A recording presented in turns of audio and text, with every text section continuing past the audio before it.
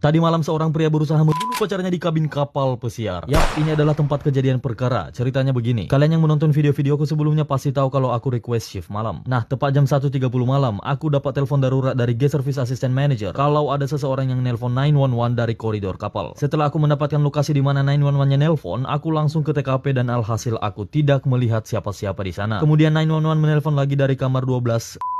Aku langsung ke depan kamar dan mengetuk pintunya. Dan karena ini darurat, aku memberanikan diri untuk masuk menggunakan master key. Sambil memastikan semuanya aman, aku langsung menelpon security on duty agar mereka bisa datang segera ke TKP. Kali aja aku ada apa-apa di dalam, nggak ada backup, bro. Singkat cerita, aku masuk ke dalam kamar dan ternyata kosong. Ketika aku ngecek kamar mandi, aku melihat semuanya sedang tidak baik-baik saja. Sejam kemudian, security menelponku kalau mereka sudah menangkap si pria sementara dimasukkan ke dalam penjara kapal pesiar. Sementara si wanita masih dalam proses pencarian. Aku akan update video selanjutnya ketika kami menemukan si wanita naas itu. Semoga dia masih dalam keadaan baik-baik saja. Salam, satu jangkar.